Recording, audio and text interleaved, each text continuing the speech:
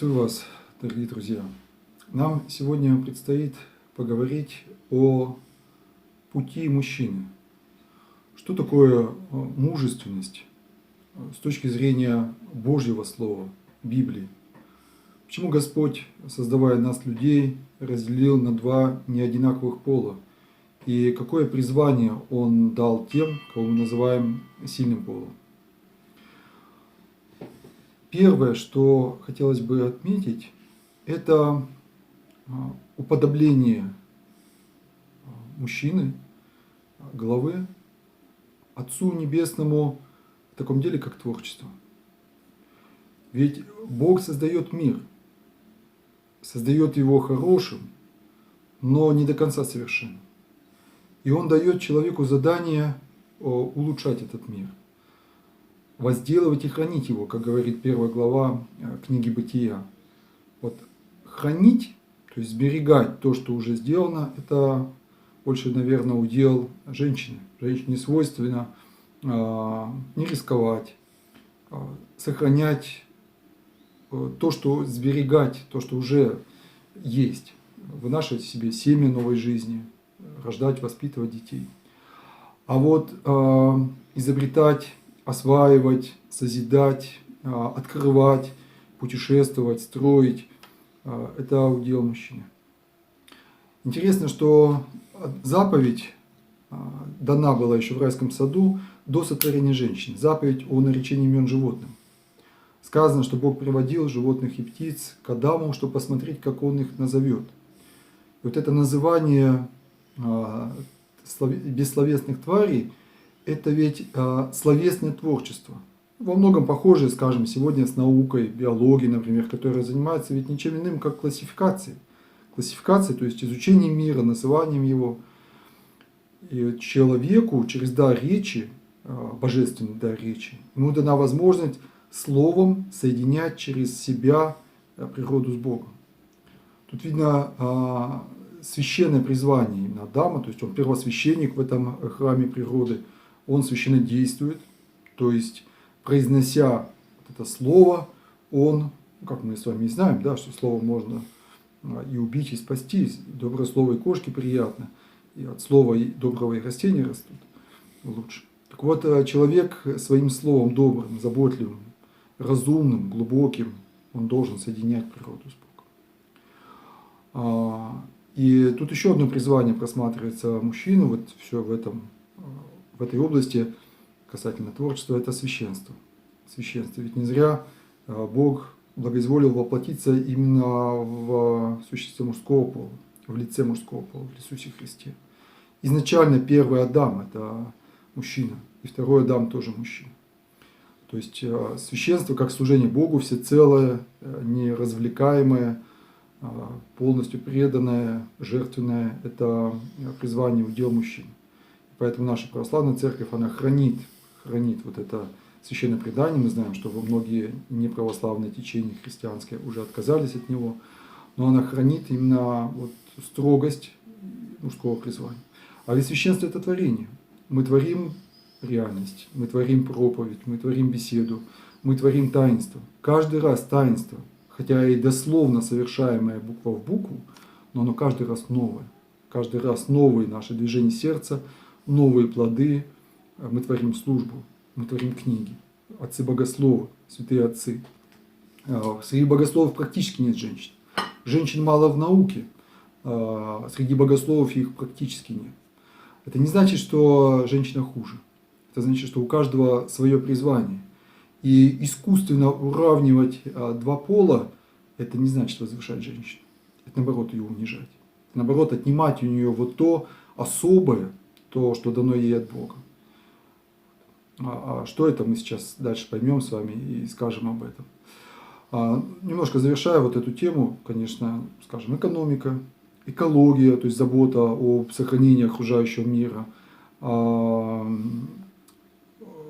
управление государством, управление семьей, то есть принятие решений, главенства. Вот это все можно отнести к этой области. Из него вытекает вторая, совершенно логичная и следовательно, это ответственность. Ответственность. То есть вот то понятие, которое сегодня, пожалуй, чаще звучит, если заходит разговор о мужестве, об отцовстве, вот первым делом называется ответственность. Но оно все-таки, думается, уже является производным. Производным от понятия силы и творения. То, что ты сотворил, ты за то отвечаешь. То семя, которое ты дал, женщине, ты несешь за это ответственность. И понятно здесь, как с этой точки зрения должна оцениваться проблема, скажем, аборта в нашей стране. Да? То есть настоящий мужчина, он всегда, во-первых, не будет пользоваться женщиной, наслаждаться только ей, а предлагает ей настоящие, серьезные супружеские отношения, а не делает ее своей любовницей. Вот. Во-вторых, во всех случаях, в любых ситуациях сложных, и экономически сложных, и когда врачи ставят какие-то злостные прогнозы, он несет ответственность за своего ребенка, пока еще не рожденного, пока еще находящегося в утробе матери. Последовательность – это ответственность, это последовательность. Если ты говоришь, ты должен делать. Если ты в одной ситуации говоришь и делаешь так, ты должен так поступать, сообразно обстоятельствам, но все-таки, как правило, всегда, везде так. Ты должен быть последовательным. Вот это и есть ответственность. Отвечать.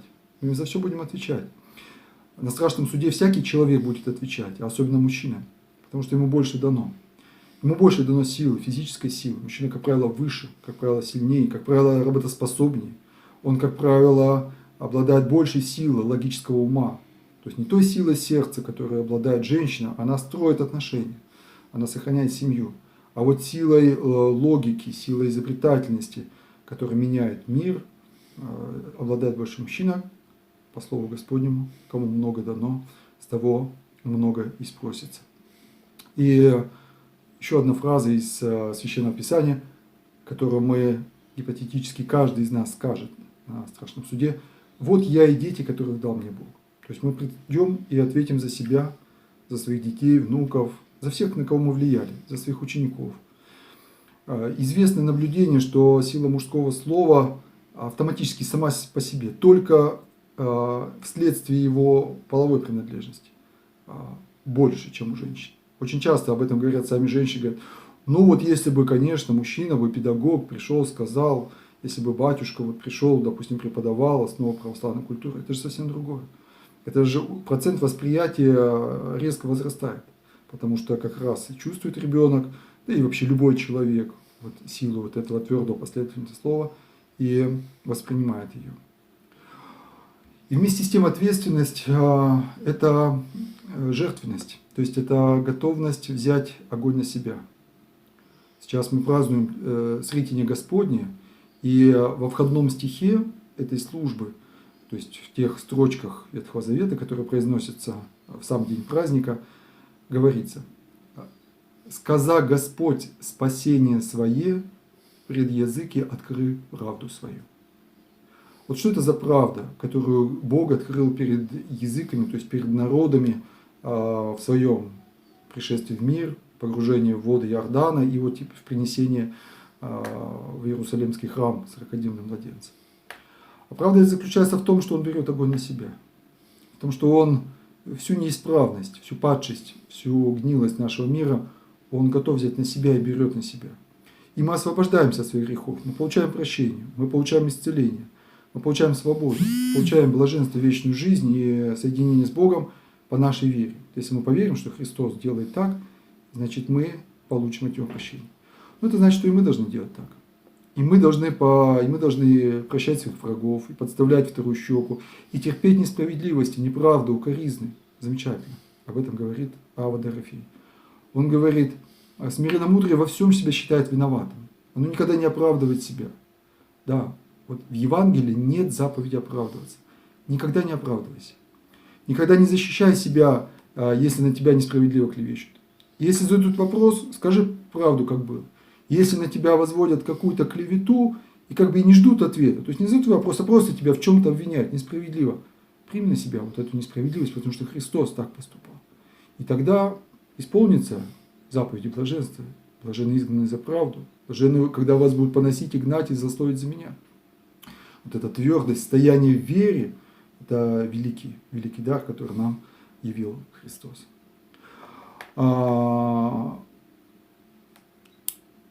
тесно связано с этим, с ответственностью понятия защиты. То есть он защищает нас духовно. И мужчина, конечно, должен защищать. Он защищает физически, с оружием в руках. Он защищает экономически, иногда в тяжелые времена, работая на 2-3 работах, в несколько смен, по ночам, отправляясь на вахту. Это так. Он должен защищать свою семью духовно, своей молитвой, своими строгими требованиями, наказаниями, да, которые он может и имеет право применять в отношении к детям, своими строгими требованиями. Вообще мужчина рисует нравственный образ. Женщина его реализовывает, она его осуществляет, а вот идеал сам, как бы вот цель, это тоже вот та самая творческая цель, задание, вот такую как бы перспективу семьи, перспективу воспитания, пожалуй, все-таки ставит отец. Вот. Я помню, что еще вот в детстве мне доводилось слышать такие фразы, что вот мужчина это стены, то есть отец это стена, а мать это вот как бы наполнение их. Да, то есть по-другому, если выразиться. Отец это стратегия, мать это тактика. Отец стратег, то есть он говорит, он смотрит на несколько десятков лет вперед. Он видит, куда надо двигать его воспитание. А вот уже в повседневной деятельности реализовать этот идеал, да, в приготовлении уроков, в приготовлении ужина, в собирании вещей в школу, вот, должна уже мать. В этом плане, конечно, взаимное согласие мужчины и женщины чрезвычайно важно. Кстати, здесь мы поймем, вот обсуждая этот идеал мужественности, мы поймем и что такое женственность. Что же такое тогда женственность, если мужественность это сила, ответственность? Да, а женственность, наверное, это слабость. Слабость не в смысле беспомощность, слабость это не в смысле безразличия, а слабость это смирение. Смирение, то есть признание себя вот, ну, как бы подчиненной, да, готовность возложить ответственность. Ведь, уверяю вас, если кто-то еще не понял, дорогие мужчины, дорогие женщины, уверяю вас, что ничто так не вдохновляет мужчину, и ничто так не нравится даже ему, вот женщинам. Да и женщины прекрасно это знают, когда они хотят очаровать мужчину, любая самая властная, самая сильная женщина, она на несколько там мгновений, дней, пока не добьется своей цели, она становится такой. Это кротость. Это кротость. Она или является слабой, или изображает из себя такую слабую. Потому что сразу у мужчины поднимаются крылья, сразу у него просыпается воля, сразу у него возникает желание быть настоящим, быть рыцарем, быть жертвенным, быть готовым на все, все отдать, все потратить. Ну, как говорят, гусарить, да, пускай не самое уместное выражение, но в каком-то смысле так. Вот. То есть женщина воспитывает мужчину, она его определяет, она показывает ему перспективу, она возлагает на него ответственность, и она должна возложить и не снимать. И тогда, как известно, за каждым великим мужчиной всегда обязательно стоит женщина. Мать, жена, сестра, учительница, та, которая в него верила. И даже за Христом, стояла женщина, его мать, которая верила в него и во многом вдохновляла его, и учила, и воспитывала. И даже в его общественном служении мы знаем, что она была постоянно вот неподалеку, рядышком с ним. И, безусловно, он, как и будучи Сыном Божьим, но как и Сын Человеческий, конечно, ориентировался на нее. Мы ориентируемся на вас, женщины. Когда хотим что-то создать, когда хотим чего-то достичь, мы всегда думаем о том, что мы плоды вот этих успехов рано или поздно принесем к вашим ногам и получим от вас одобрение, похвалу, признание, и это даст нам неизмеримо больше сил одерживать новые победы. И вместе с тем, вот это все должно быть обязательно связано со смирением самого мужчины. Вот что такое смирение мужчины? Смирение мужчины – это кротость. Кротость – это такая непоколебимая приверженность правде, когда он стоит на правде, и его не свернуть с этой правды. И он настолько вот ревнует, то есть горит за эту правду, что он готов за нее, если надо, даже убивать. Если война, как нападение врагов, начинается именно как попрание правды, ну, как это было, например, в годы Великой Отечественной войны, да, все понимали, что да, в грехах потонули, но нашествие фашистов было воспринято как неправда.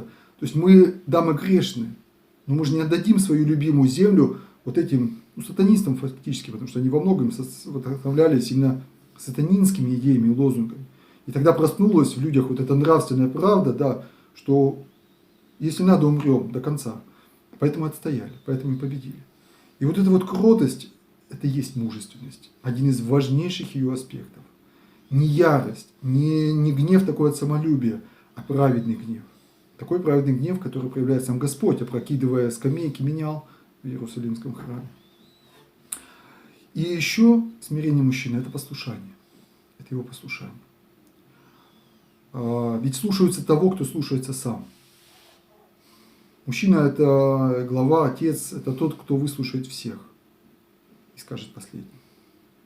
Это тот, кто выслушает самого слабого. И самый неожиданный ответ он может принять, и он может его озвучить уже от себя, как принято свое решение. Не зря отец говорил всегда, что вот на флоте, когда принимается решение, обсуждается какое-то решение, всегда начинается с самого младшего, чтобы старшие не давили авторитетом. А старший выслушивает все и принимает решение, и все его исполняют. Старец Паисий Афонский говорил: если у тебя нет смирения, ты не сможешь заставить слушаться даже кошку.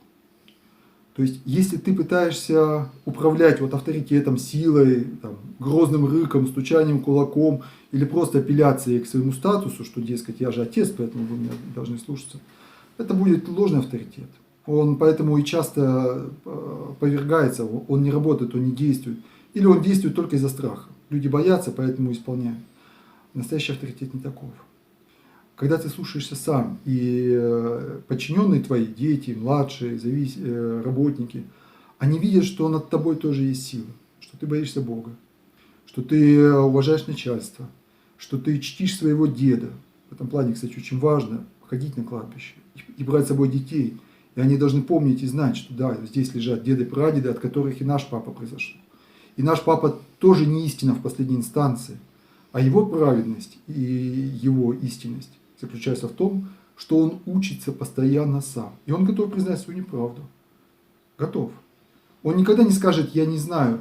Не в том смысле, что вот,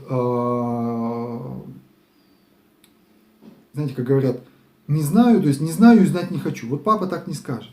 Он скажет честно: я не знаю. Ну давайте разберемся, давайте поучимся, давайте обсудим. Я подумаю.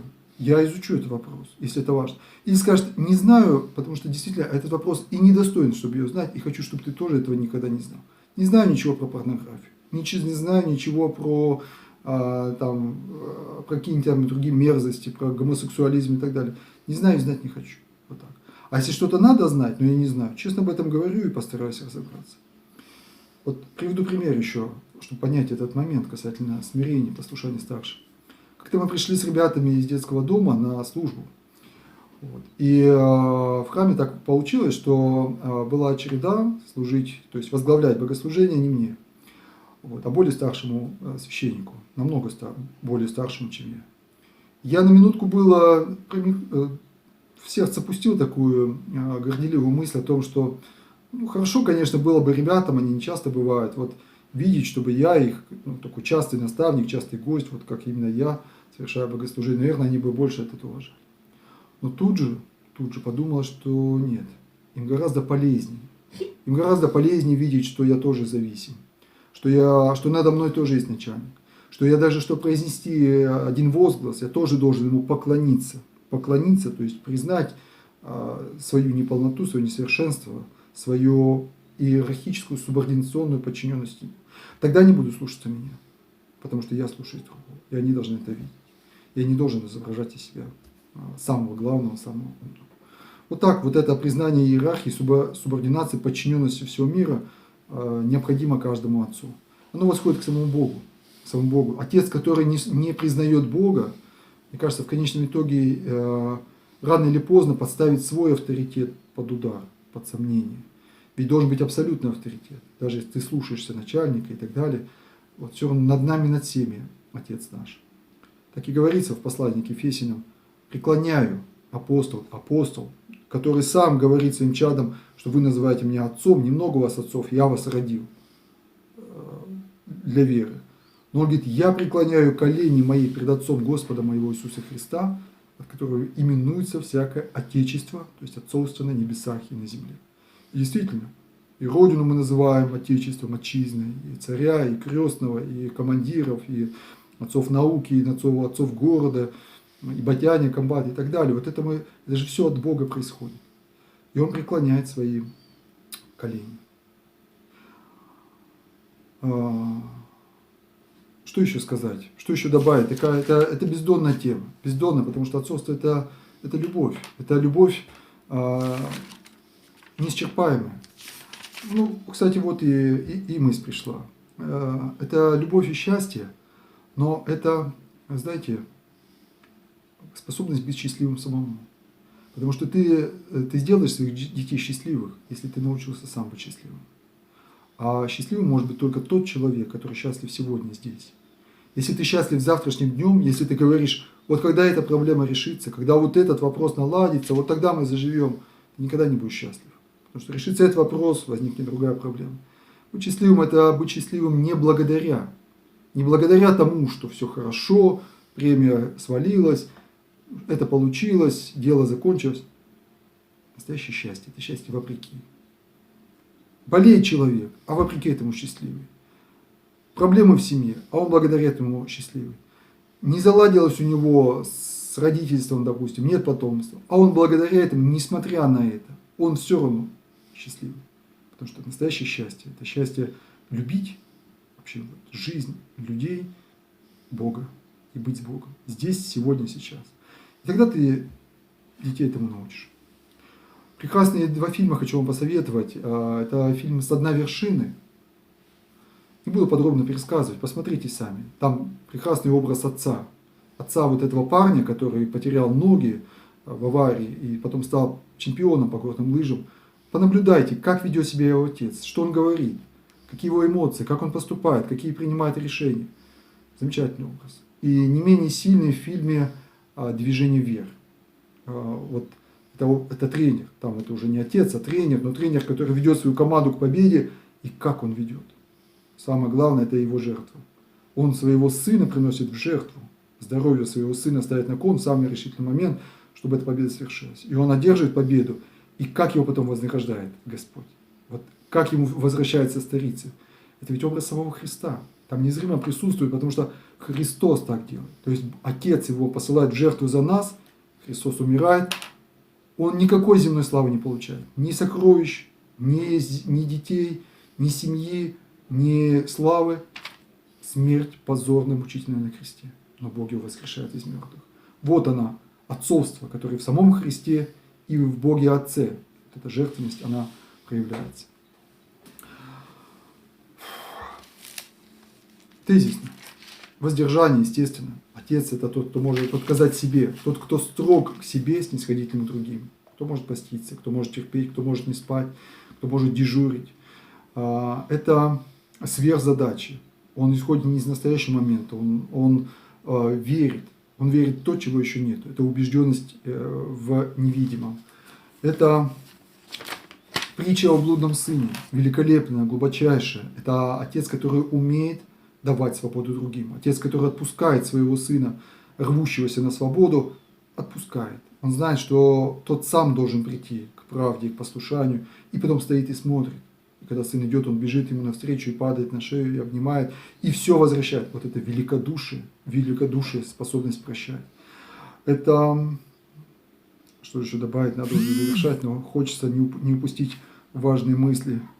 Это терпение и доверие, это большое дело жизни, которое должен иметь мужчина.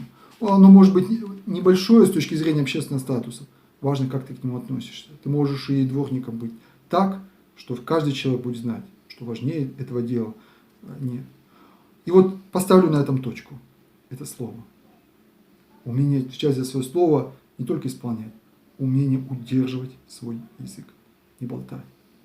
Не может, простите меня, если кто-то с этим не согласен, но я буду на этом настаивать. Не может быть настоящим отцом тот, кто матерится. Потому что мат – это оскорбление отца, матери, семьи, Бога, Родины. Вот умение знать несколько слов запрещенных, их не произносить, удерживать свой язык – это отцовство. А дальше закончим на этом нашу беседу. Она безмерно, бездонна. Учитесь, ищите, читайте, молитесь, обращайтесь к Богу. Он знает, Он наш Отец, Он вложил в нас то, что мы должны в себе открыть, развить, осуществить. Он и научит нас настоящему отцовству. Благодарю вас за беседу. Господь да будет с вами.